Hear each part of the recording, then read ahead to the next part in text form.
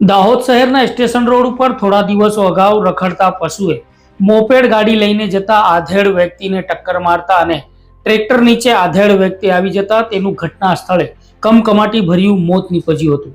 તેને લઈને હવે જાગૃત નાગરિકોએ ભેગા મળી મૌન રેલી સ્વરૂપે નીકળી અને આ સુતેલા તંત્રને જગાડવાના પ્રયાસો કર્યા છે. જોઈએ જાગૃત નાગરિકના જગાડવાના પ્રયાસમાં તંત્ર કેટલું જાગે છે. એક કહેવત છે જૂની.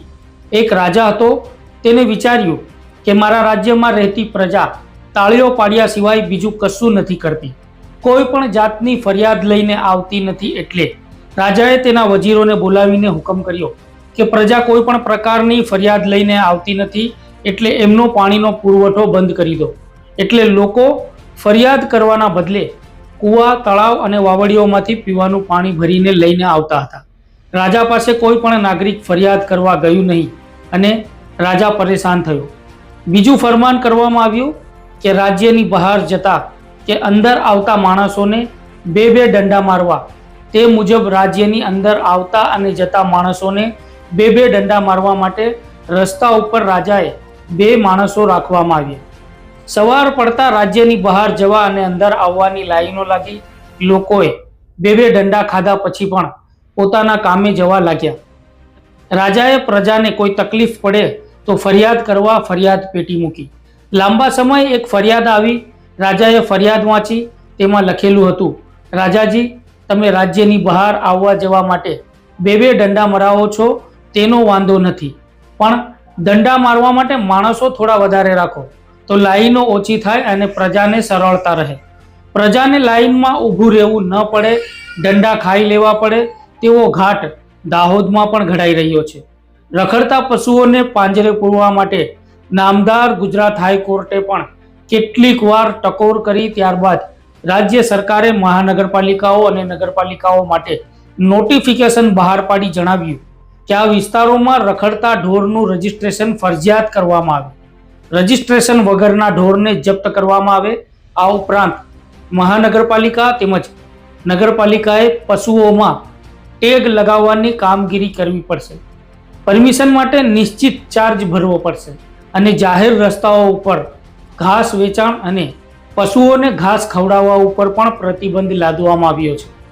ગુજરાત સરકારે મહાનગરપાલિકા અને નગરપાલિકામાં રોડ રસ્તા પર રખડતા ઢોર પકડાશે તો પશુ માલિકો પાસેથી દંડ વસૂલવાની જોગવાઈ કરવામાં આવી છે. ગાય, ભેંસ, વાછરડા, ઘેટા, બકરા, ઘોડા, ગધેડા જેવા રખડતા પશુઓ માટે અલગ અલગ દંડની રકમ પણ નક્કી કરવામાં આવી છે. જો ગાય, ભેંસ અને બળદ, ઘેટા, બકરા, ઘોડા, ગધેડા, ઊંટ, હાથી રખડતા પકડાય તો પશુ માલિક પાસેથી 1,000 રૂપિયાથી લઈને 10,000 રૂપિયાનો દંડ વસૂલવામાં આવશે.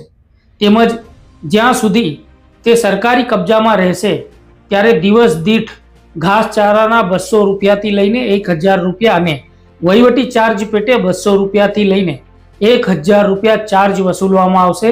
તેવી રાજ્ય સરકારની માર્ગદર્શિકા બાદ પણ આ તંત્ર સફાળું જાગ્યું નથી અને રખડતા પશુઓના કારણે માણસ મરે ત્યારે જાગૃત નાગરિકો રોડ ઉપર નીકળી આવેદન આપી રજૂઆત કરે છે, પરંતુ નક્કર પરિણામ દેખવા મળતું નથી. ફરી પાછી આવી કોઈ ઘટના બનશે ત્યારે ફરી જાગૃત નાગરિકો ફરિયાદ કરશે અને આ બધી વાતોની વચ્ચે પાલિકાએ રખડતા પશુઓને પકડવા માટે એજન્સી નક્કી કરવા માટે એક નિવિદા બહાર પાડી છે. જોકે આગળ પણ કેટલીક વાર પાલિકાએ આવી નિવિદાઓ બહાર પાડી છે, પરંતુ હજુ સુધી રખડતા પશુઓને પકડવા માટે કોઈ એજન્સી આવી નથી. ત્યારે માનવ જાતને બચાવવા માટે આ તંત્ર કેટલા પ્રયાસો કરે છે તે જોવાનું રહ્યું. આજે જાગૃત નાગરિકોએ રેલી સ્વરૂપે નીકળી તંત્રને આવેદન આપ્યું છે. તેમાં તેમને શું જણાવ્યું હતું સાંભળીશું તેમને. ખાસ હેતુ એ છે કે જ્યારે હવે માનવજાન અને પશુજાન બેડી ઉપર આવી પડ્યું છે. ચાલો આપણે માનવીઓ તો આજે વાચા આપીને અહીં ભેગા પણ થયા, પણ મારા એરિયામાં મેં એવા પશુઓને ઘાયલ થઈને પડેલા જોયા છે કે એ ક્યાં જાય. એટલે બંનેના જીવને બચાવવા માટે જ્યારે રખરખાવ માટે સરકાર આટલી વ્યવસ્થા કરતી હોય દરેક જગ્યાએ, તો પછી આ પ્રાણીઓ કેમ આ રીતે રસ્તા ઉપર હોય? એમને ખાવા પીવાનું શું? એટલે પ્રાણીની વ્યવસ્થા થવી જોઈએ.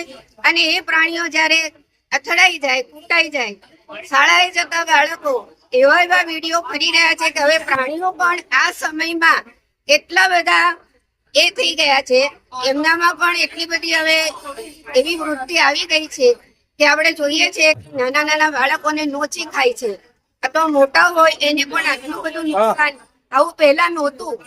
અને આટલા વિડીયો જોયા પછી પણ આપણે તો આ કાળા કાન કરીએ તો શું હજુ આપણે ઘણા બધા અકસ્માતની રાહ જોઈ રહ્યા છે. આજે જ થવું જોઈએ, કાલે નહીં. અથવા તો અહીંયા આવવાનું અમારું એટલો જ હેતુ હતો કે જ્યાં ક્યાંક ચૂક થઈ છે પ્રજાથી અને સત્તાથી સાથે મળીને એને સોલ્વ કરી લઈએ અને દાહોદના નગરવાસીઓને આવી કોઈ તકલીફ ન પડે. દાહોદને એક સરસ સુંદર મજાનું શહેર સુવ્યવસ્થિત બનાવવા માટે આવ્યા છે. કોઈ ફરિયાદ કરવા માટે કે કશા માટે અમે નથી આવ્યા, માત્ર સાથ માંગવા આવ્યા છે.